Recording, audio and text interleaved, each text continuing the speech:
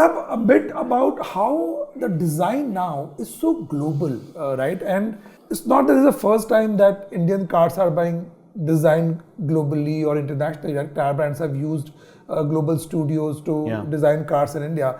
But I feel for the first time, at least from the Mahindra stable, the design that I'm seeing, these are world class, right? They make you feel global from India. Yeah. Is that conscious happening by accident, or is it that the world is now a village and therefore it's an outcome It's of a that? bit of all of these things. Yeah. But of course, opening the UK studio was key to this. Yeah. You know, we did that 4 years ago. The first product the UK studio did was the B6. We've got 11 or 12 different nationalities there. Wow. In that one studio, in the 50 people there. We have Iranian, Canadian, we've got a Korean, we've got Turks, we've got, of course, Italians, Brits, Indians. So there's a melting pot effect. So the which happens there. diversity of voices, you're saying. Diversity of ideas, exactly. Yeah. When we say how you're able to break a boundary, is you ask someone who really doesn't know what those boundaries are to create something, right?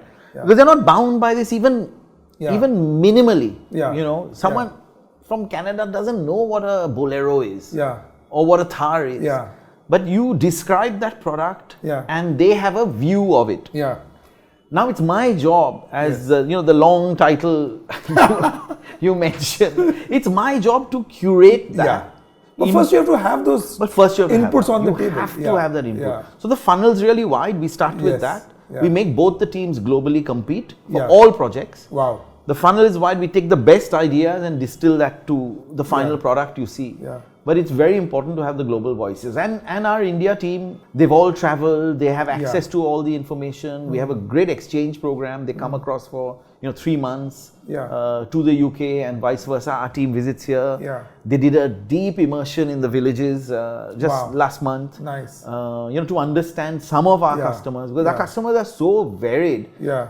Dheeraj, a Bolero customer in outskirts of Jaipur is very, very different from someone in Kaf Parade or in Maharani Bagh in Delhi. Yeah, in India you need stretchability. You need brands, and which is great. We have 5 brands. Yeah. And they have 5 sets of customers. Yeah. This is something which is truly unique to Mahindra. I actually was shocked when I came that how come we don't have one design language? Yeah. You can't, because there are 5 different completely customer different pools. mindsets and completely and different I love that. Stories, I love the fact that you've got this opportunity to create deeper. So what we're doing is we are expanding each of the brands, right? There'll be 2 or 3 Thars. There'll be 2 or 3 Scorpios, 2 or 3 Boleros. So we are able to do that because we've got 5 really strong brands. But at the same time, there's a thread of globality, boldness, aggression, India to the world, which goes across and which is Dheeraj, exciting. I have had this question many times, and I feel the Indian market itself is the most global market. Wow, amazing. Yeah. It is the most global market you can find anywhere on the globe. Because the kind of products that you have here, you don't have anywhere else.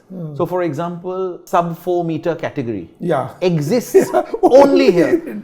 I have so many of the global OEM, heads of design who I chat to or whatever. They say, how do you all design in sub 4 meters a sedan? With engine room, amazing space, enough space for 3 suitcases and a boot. It is like a miracle. Impossible challenge. And we do SUVs, minivans, sedans, everything in that sub 4 meters.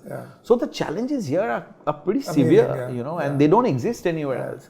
So, and then of course all manufacturers are here. They bring their products here. The first in many cases they launch them here. So I think India is as global as anywhere else in the globe. There are other more developed markets which are not global at all. Like a US product will technically not sell anywhere else. The RAM. It just won't. Because you can't fit it anywhere else, right? So you tell me which is the more global product.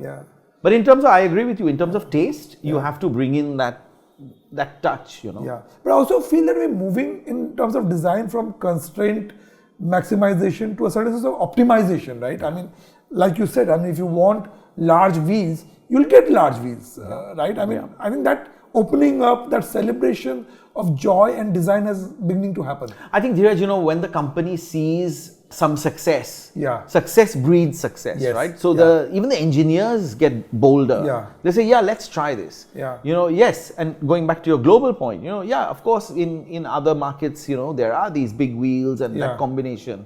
We have different road conditions, I agree, but let's try and push. Let's maximize what the design team is asking for, and this is a mindset shift. Yeah. By the way, it's a I would say huge for the thing. whole industry. I would say I hope. not just for I your hope. brand, because I hope we are pushing. it's a joy for the industry that these products are selling and selling so well. Yeah. Right, in subdued times. And many of them, or most of our products are bought purely for emotional reasons. Absolutely. They're not. I mean, I haven't heard of anyone who asks, Thar mein kitna deta hai and kitna deti hai. They're not bought for that reason at all. But aren't most purchases in life emotional, either which way? I mean, it's people like us who've done too much of MBA studies, try to put logic in it.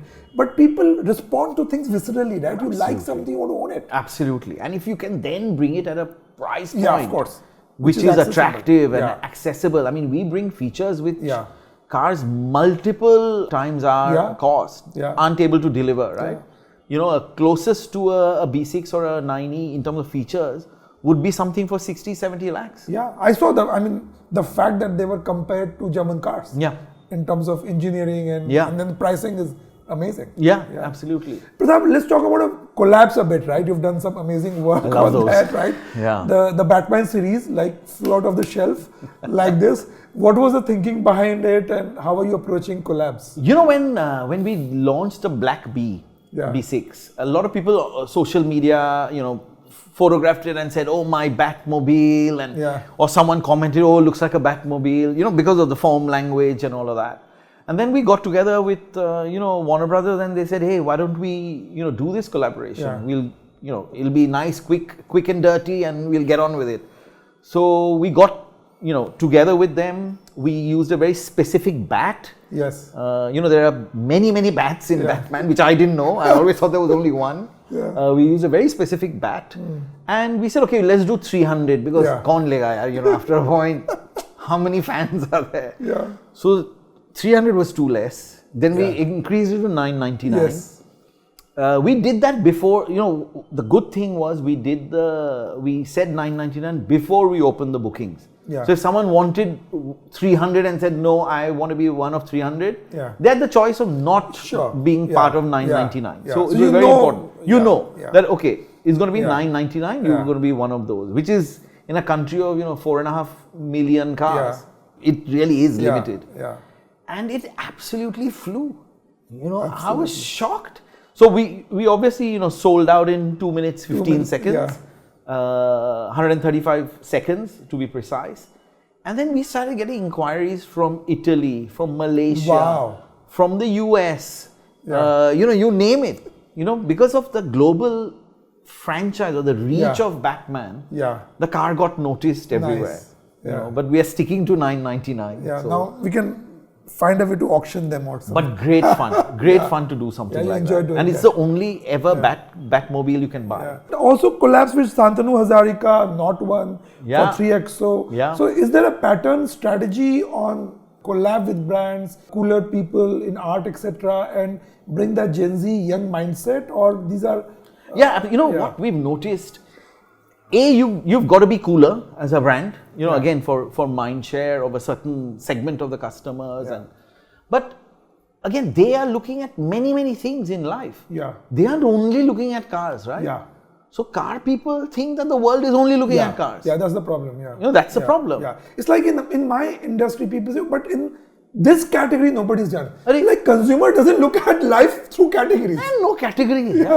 They think, is something cool or not? And then you associate with other cool things. And collabs are a great way of doing that. So Shantanu we worked with Gaurav Khanijo in the last season.